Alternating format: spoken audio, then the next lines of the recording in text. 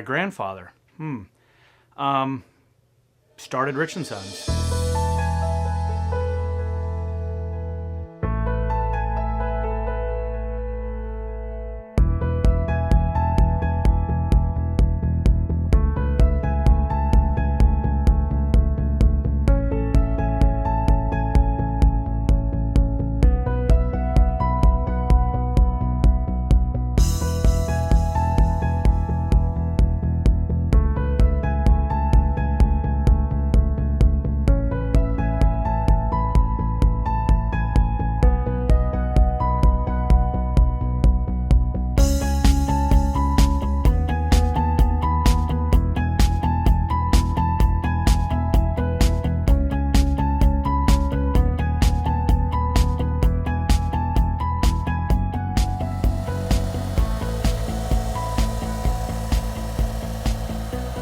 It would have been December of 1972 is when we started, and it was under a different name.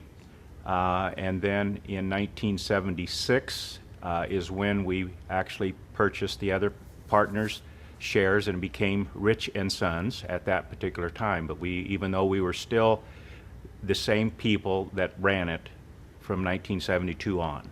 I remember as a kid coming out here, sitting underneath his desk. Probably got me excited about the RV industry and kind of taught me a little bit of stuff and gave me chances between him and my father, giving me chances. And it was we were kind of forced for me to be out here because everybody participated, grandma, grandpa, mom and dad. It took everybody to make it work out here. And when you're a little kid, this is where you spend your time. So I kind of grew up here, which is kind of neat. It was a natural fit for when Chuck and I got married, and Chuck was a real worker and a doer, and Dad was a real thinker and a business person, so the two of them really meshed well. And my brother was in the business for a while, and he was a salesman, and he worked with us, and I worked in the office, and there was just no limit to what you could do, because if you said, well, Dad, I'd like to try selling, he'd say, fine, go for it. And Tony from the beginning was right there, always saying, I'm going to sell campers just like my dad. So yeah, it was Dad's dream, and he got to see it before he passed on. From what I understand, and again, I wasn't around for that. We started out selling implements, farm implement, and then we started with Red Dales and some different campers here and there, and I guess Grandpa decided it was a little more fun selling campers than it was farm machinery. So that's kind of how we started and built a building out here. As you can tell, we've built multiple buildings since then. So Grandpa probably wouldn't recognize the place right now with all the showroom and all the different bays that we've added. But he kind of, this is what he wanted, and this is what we're doing. Well, in the beginning, I wasn't here all the time because I had the boys, and so Chuck and Dad were the instigators, the ones that worked all the time. But Dad would be in his office, and Chuck would be usually in the shop because he ran the shop, and Dad did the front, and I did the office. It was a real family type environment. And people called you by name, and you just knew the customers' faces. And as it grew, you just kind of felt like they were all part of the whole organization. But then as time went on, Tony went off to school, and then when he came back and wanted to work in the business, he tried different departments, just like I said that Dad was always in favor of. And then Nick went off to school and decided to come back and work in the accounting department. And we loved being around each other. That was kind of the neat thing about it, is that we got along good. A lot of times families can't get along, but we did. We got along good. We weren't perfect by any means, We had our differences, but nothing that was big. Since the boys came back to it, that told me that they liked what they were a part of, that it wasn't like, I'm getting out of here, never coming back. It was a healthy environment, and they wanted to be a part of it. Most of my memories from my grandfather actually don't have to do with the business. He retired in 1985, and so when I would come here, he got moved to the side office, and my dad had moved into his office. So, I didn't know at that time what that meant, but now looking back, I understand that he had got demoted, to a side office. But he also, he was going to Arizona and stuff like that. He was someone that always had the big vision, and he was the one that had the guts to take a gamble, buy the property, and we started out with farm implement stuff, and then he had a couple Red Dale trailers that came in, and those he sold okay. And so then he says, okay, well, maybe we're going to go into more RVs. He was from the horse trading days, so he would buy and sell anything. The stories I hear is that he chose at one time. He says, I see that there's a market for RVs. There's farm implement everywhere. I think that we can actually probably make more money and a better living with RVs because there's no RV dealers around. So he starts buying these Red Dale trailers, and they were these little 18, 20-foot tin trailers that just were pieces of junk. He would always say that the sales rep would come in with a bunch of them, and they would sit down with a bottle of Jack, and they wouldn't start negotiating until the bottle of Jack was gone. That was then, this is now, but I guess probably the biggest thing I would say is that he had the guts and the vision to go ahead and take the plunge into the RV industry, and so he set the footprint for what we have today. And my father-in-law, which is his Richard Heiser, which was one of the founders of it, he stressed customer service from the word go in 1972. So it's something that's we've raised, and when I was in the business, that's one thing we strived for, and I'm hoping that's what our boys are doing, and I think they are.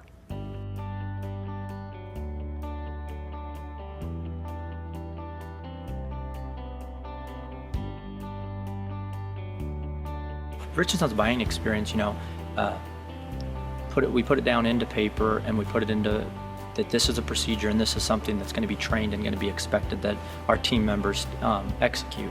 But this started back from my grandpa's philosophy. My grandpa passed the philosophy to my dad and my dad to us. So, the philosophy first started out is, do the right thing. Take care of a customer like you were the customer. If you take care of your customers and you don't worry about the money will come. And that was something that, my grandpa always did whatever it took for a customer to make a customer happy and to do the right thing. And my dad did that too. And so we made sure that we applied that in today. There's only one right and one wrong. And if it's the right thing to do, you should do it. And if it's the wrong thing to do, you shouldn't do it. So, we took that philosophy and said, make sure that we treat our customers with the utmost respect, and we do the right thing for them every single time that we can. We said, okay, well, what we want to do is we want to make sure that we're upfront with our customers. We want to know that this is a true pricing. So when you come to Rich & Sons, you're going to have upfront pricing. It's not like when you walk into some dealerships and the price you see is $20,000, but if you haggle and negotiate with them, you can buy it for $15,000. If you can buy it for $15,000, we have it for $15,000 because we want people to know. We want to be truthful and honest with people. And that's one of the things where we start with the buying experience, is to be completely upfront and transparent with our customers. So when a customer comes in, one of the things that we do that is different is we want to find out what it is that a customer is looking for. We're going to find out, what a customer's, what their truck is, how many they need to sleep, how they use it. Are they going fishing? Are they going camping? Are they going down south? Are they going up in Canada? All those things are important information. We're going to find out all that information. We're going to find out a budget. Are you wanting to spend $300, $400, $500 a month? So then from that information, we show the customers the units that fit that criteria. Because we have 200 and some units, So if you just go and start walking in and out of every single unit, you're just gonna be confused when you leave. We're able to say, here's a unit that fits in your budget, and once we find that, it's a super unstressful situation. The delivery coordinator is gonna get in with our technician, and we're gonna show them how the basic stuff in the RV works so that they can go out and they can use the RV successfully. We'll start here in the back, kind of go counterclockwise around. Any questions at all, fire away. Okay, once you're out a certain distance, there'll be the set of holes will line up again. Just crack these open. This will be pink now because that's all we have is antifreeze in the system. This is where you'll get rid of that last little bit of water if there's anything left. Water will start to spurt out of here. When it does, Snap him shut, you've now bled all the air out and you're ready to go. Use the center bar here. You can grab here and pull, but you're gonna get pinched or need some Band-Aids and a little sympathy. That'll take you to California and back, just the way you see it.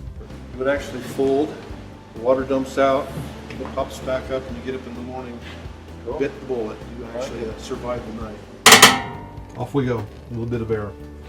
Biscuits and gravy. Every time, Biscuits so. and gravy. And Yeah. pizzas that are soggy will remain soggy forever. Exactly. The wiring's already intact. This plugs into the back of your TV. You throw in the movies. Push me because I'm up and going, or turn me off because I'm sitting on the couch and don't want to get up. So it actually bypasses or drives around the water heater and you can winterize. Perfect. It's not hard to get to, so it's kind of a bummer. Usually you have to stand on your head upside Yeah, down. Whatever. exactly. Anything else? Looks good. Okay. And we're going to help set them up for their 60-day inspection and their 10-month inspection. And we're going to introduce them to all the service staff. So when they do have issues, they know who they can count on. We're going to help them with preventative maintenance, and we're going to explain, the RV warranty forever. And, so there's a lot to it. It's not just buy the RV, you pull it off the lot. It's a whole process that we're proud about, that we want to make sure the customers know we're in it for a long haul for them. Well, our service, I think, is probably one of the most important parts. And in any business, service is number one, because you've got to service your customers, and hopefully we get them taken care of properly. In fact, they're so backed up on service right now, that tells you that we have some really good techs that care about what the customer wants, and we want them to be satisfied. One of the keys to our growth is the team that we've built. And, this is something that wasn't just done on my grandpa's back or my dad's back or, me and my brother's back. This has been done by the team that we've assembled and the people that have came into Rich & Sons team and embraced our methods and embraced, our philosophies. I just really value everybody's efforts and everybody that is here, that, that every single day comes to work and does the things that's needed. There's approximately 40 people, and every single one of them has to do what it is that we need them to do, and by them executing it, we are where we are today.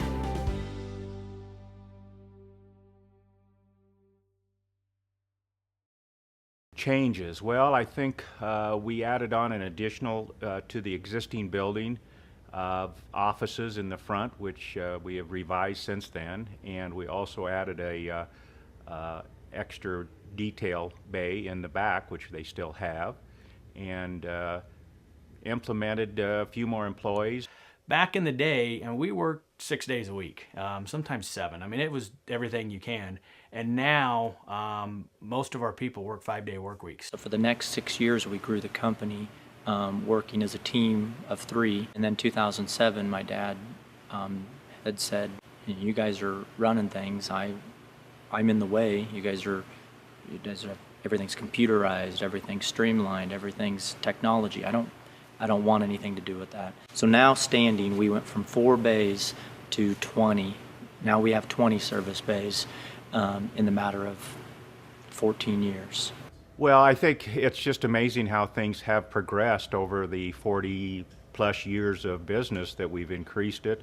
And when I mean we, that's the boys that have basically taken over since I've kind of semi-retired or retired. And it's just amazing the number of units that they have sold per year, and the number of staff that they have on, and the additional buildings and the storage lots that we've had. So I'm just extremely thrilled how they've done the business throughout.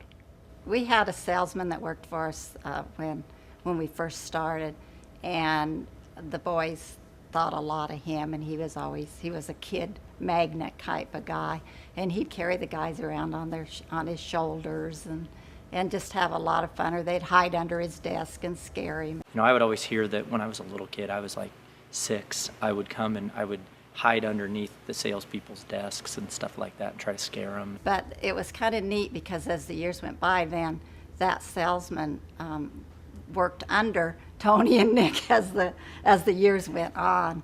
But that was just kind of a neat thing. I mean, my whole life, really, because I was born in 78 and Rich & Sons started in 71, so I've seen these people through my whole life. Nick, when the sports shows would come around, he'd dress up like a clown and hand out balloons, because he's kind of got that personality of that.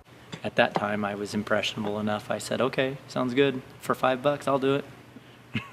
There's just a lot of fun, and enjoyed having them. They enjoyed being here. There's lots of funny things that happened, and lots of fun things that happened. I help move trailers around with our skid loader at this point, and at this time we do not have any more skid loaders. We have forklifts.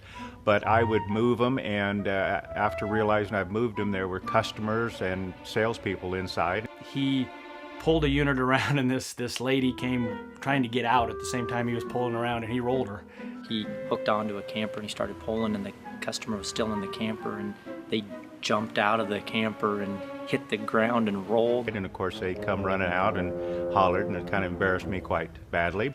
And she went fine. She got up, brushed it off, everything was fine. And I mean, by all means, we didn't know she was in there. And then he yelled at him, he's like, you shouldn't have been in there, And, he's like, I didn't know you were in there. And they're like, I'm sorry. And he's like, well, you shouldn't have been in there in the first place. You know I was moving this.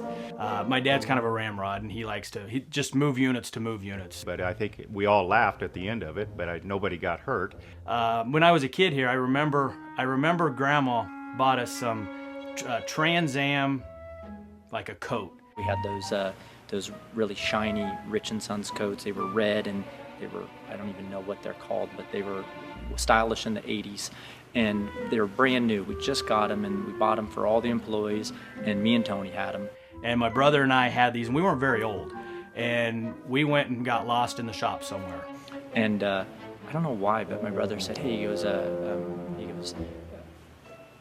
wonder what happened if we put a can of spray paint in the vice grip. And we thought it'd be kind of cool to see what a black spray can would do in a vise. And we spun down this can of black spray paint, and it just exploded all over us, all over the shop. So we went up front with black all over us. Black was, I think it splattered a camper and all over the shop. That was such a horrible idea. My brother always would get me to do the dumbest ideas, and since I was a little brother, I'd always listen to him. So after that, we were kind of supposed to check in here and there. I remember my dad was so mad. He just bought the jackets. I mean, they were probably $20 jackets, but he was so mad at us, and we got the shop dirty, and he's like, you boys, I'm never gonna let you guys come out here. But we knew that was a lie, because that was like, that was the babysitting. We didn't have babysitters. We would come to Rich & Sons, and that was what it was. While they were working, we were off doing kid stuff. So we used to have golf carts, and we would drive golf carts and crash them into RVs or tip them over. And I don't know how many times my dad would yell at us because we were out screwing around. Luckily that we were a little bit smaller and things were a little bit more laid back then. we got in our fair share of trouble out here. Well, Richard set this up back in the, I don't know when the first one was, it had to have been in the middle 70s, where we invited our customers back and we would clear our showroom out. At that time, we actually used units in there, and we had a few parts shelves, nothing like what we have now in our parts department. And we cleared it, and we hired a band, and we would invite the people, and they would have, we had cars lined up and down the access road, and we had just a fabulous time. The band would play, we'd dance and have fun, and it was just a jolly time. This was when we were first starting. We didn't have as many customers. We'd invite them to come bring their camper. It was kind of a bring your own. There'd be kegs of beer. Everybody brought their own whiskey, and we'd open the shop up and have a big customer appreciation party, and trying to be responsible. Your camper's here, so you didn't have to drive home. My mom tells this story, how this one customer said to her, I want to dance with you. And she says, well, no, for some reason she didn't want to dance with him. And he says, well, you need to dance with me because I bought a camper from your husband. And she says, well, then go dance with him. So she was kind of ornery in that sense, but yeah. It was just funny. From what I understand, it was a pretty big party. Probably in today's world, you wouldn't get by with doing that. But back in the 70s, I'm pretty sure there's still a guy here, Pat Garris, in our service. He could probably tell you a few stories about those parties. And even the kids came. Yeah, we didn't eliminate Yeah, the so it was kids, and fun, they danced around and stayed. I wasn't there. I don't think I was. If I was, not partaking in anything. We did have a fun time because we did appreciate our customers, and they really appreciated coming and having fun with us. We're recreation. I mean, this is what people do in our community to get away from their everyday life. We see a lot more business people that are, taking their tie off, taking their suit jacket off, putting their t-shirt and shorts on and going camping. The RV lifestyle is so friendly. People will, you just, if you go in a campground, it's amazing how people will have a potluck supper, or they'll go and sit by your RV and talk. It's just, you make friends and don't even know you are. And that is where I come from mostly, is from the sentimental side of it, the relationships, the time that I got to spend with my dad that I wouldn't have gotten to spend with him if I had been off doing my own thing somewhere else, and the time that Chuck and I spent together. My parents and my grandparents, when they were trying to build the company up, they would work Monday through Saturday, and then Saturday at 5 they would each grab a camper and they would drive to Sherman or Calamus or whatever, and they'd have a camping clubs, and they would grill out food for my grandma would grill out food for the people, and that's kind of things they started to try to build our name and get some loyalty. And obviously Tony and I would just get thrown in the camper and go along and camp. We spent a lot of time camping growing up. That's how we got out as getting people to know us. I remember as a kid, we'd go in a mini home, driving there. I'd be up in the front cab looking over, and probably there weren't seat belts and all that stuff back in the day, and kid seats. But I remember sitting looking out, and you would just go down the road and you could see, where you were going. And we went to Sherman, we went to Harlan, all these different places, and we'd go boating, and be grandma and grandpa, my aunt and uncle, mom and dad, and all the cousins, and we'd go out and have fun. And us kids probably did stuff we probably shouldn't have done, but nobody got hurt, so it's all good. And the kids just all enjoyed each other. You know how kids are out in the outdoors and running and playing, and it was a safe environment for them. And it's good for families to get out and kids to get out and get away from, there's baseball and all that stuff, but just there's something about camping, going and swimming and doing the stuff that kids get excited about. We enjoyed doing skiing and just boating and a little fishing, and then campfires at night. The thing is about my job is the best times to camp, or especially on the sales side, is when we're the busiest. So for me to just get up and leave and do all that stuff would not be setting my guys up for success. So as hard as it may be, Nick does have an RV. He camps quite a bit. He's on the service side. This year we went to Adventureland and camped. We went to Minnesota and camped. We went to the mountains in Colorado and camped.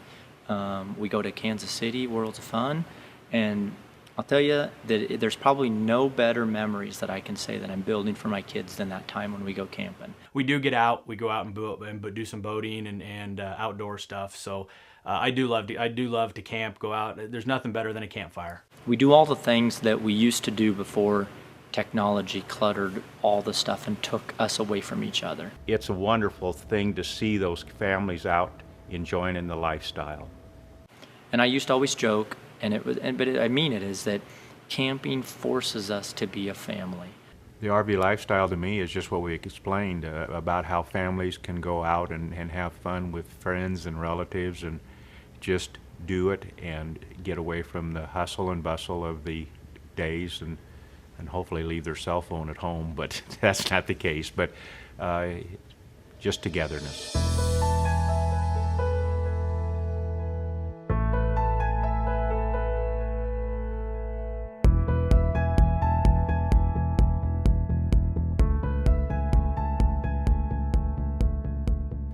My father-in-law, he wanted third generation, and he got that before he passed away. His dream was to have his grandchildren run his business, and it's what's happening now, so it's kind of cool.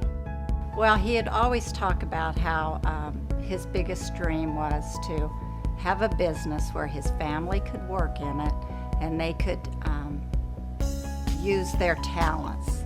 And now it's third generation, so it's trickled down to what his dream was. But my vision for the future of Rich & Sons, keep doing the best we can and keep kicking tail. I want us to be able to keep satisfying our customers and keep being able to be there to take care of our team, our employees, build a good work environment and a good company that customers can keep coming to year after year after year, and they know we're going to be here and we're going to be able to take care of them. When the customer comes in and they know our salespeople, they know our service advisors. Nick and I are available if anybody needs to talk to us. The way it's going, you wonder where the end is, and at this point, I don't know if it's going to be another location. They've already built the new building over there, which is going to help. We don't want to get too big to where customers are a number. If that ever gets to a point, then we'll scale back, because that's not what we want. When you think about where it's come from to where it's at, and all the stuff that we've accomplished and all the obstacles we've gone through, we're still here, we're still kicking, we're still growing, and we're still taking care of our customers. Have we fulfilled his dream? I would think so. We're not done yet, but I would think so.